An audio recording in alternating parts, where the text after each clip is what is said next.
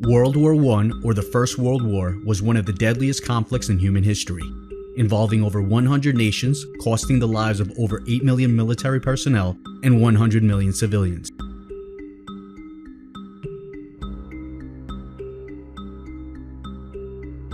Let's start off the explanation of the Great War by first explaining the geopolitics of Europe in the year 1914. You ready? Try to keep up. Germany and Austria-Hungary are good friends, and they have been for a while now.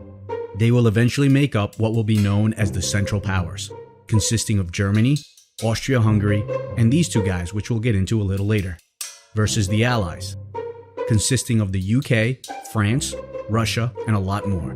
This guy ends up joining in too. France and Germany absolutely hate each other, but France is good friends with Russia. And you know who France is also good friends with? The United Kingdom. But wait, there's more. The UK is seen as an older brother to Belgium. That's the little guy right here. And Russia is seen as an older brother to Serbia. Which is interesting because Serbia and Austria-Hungary absolutely hate each other. Why is that, you might ask? Well, here's the former Archduke of Austria-Hungary, possibly with a bit of enlightenment. Boy, oh boy, I can't wait to visit Sarajevo for no apparent reason in this open-top car. Oh, your Royal Highness, the people of that region absolutely hate you, and our route has been put out. Are you still 100% you want to go there?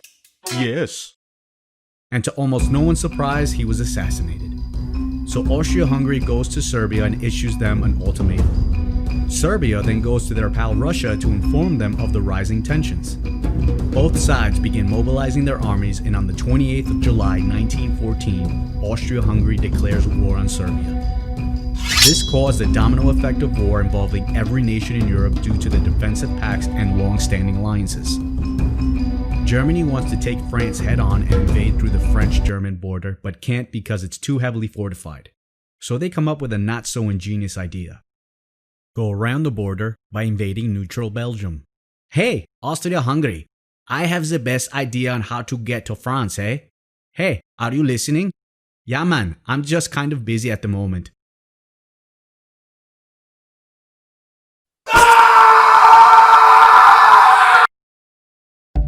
Another place where the war was heating up was on the continent of Africa, where many of the main combatants have their colonies. Regions under French control are colored in blue. Regions under control of the British are in red. Germany has 4 colonies in Africa: here, here, here, and here. The fighting between these colonies caused the deaths of over 250,000 soldiers and nearly 1 million civilians. And if you thought this war wasn't entirely global yet, then allow me to introduce our friend Japan. See, Japan here wants to expand its empire through the entire Pacific. The Australian territory of Papua takes out the colony of German New Guinea. Japan proceeds to take the rest of the islands in the Pacific owned by Germany. You know who else is doing some pretty crazy things at the moment? The Ottoman Empire. What kind of things? Genocides. The Armenian genocide killed over 1 million innocent Armenians in the Ottoman Empire and Caucasus region. Germany wanted to give a devastating blow to France. They launch a powerful offensive against the French in the Battle of Verdun. This turns out to be not so good of an idea though, because the French actually end up winning this battle. Not without a cost though. The most casualties in a single battle up until this point. Suddenly, Russia gets very angry with themselves. Yep, Russia goes through a whole revolution, pulling the country out of the war and eventually turning it communist. Around this time, the United States is getting tired of seeing their European allies being beat on by Germany. They were also tired of Germany sinking ships without warning in unrestricted submarine warfare and decided to officially join the war April 1917. Things aren't looking too good for Germany, so they decided to launch a huge offensive against the Allies known as the Spring Offensive or the Kaiser's Battle. This actually backfires for Germany as the Allies repel the offensive and launch their own in the Second Battle of the Somme. On the 11th hour, on the 11th day, on the 11th month of the year 1918, Germany officially surrenders, bringing an end to World War I. A year later, the Treaty of Versailles is signed. Europe changes drastically. Germany loses all its colonies to the Allies. Poland is created.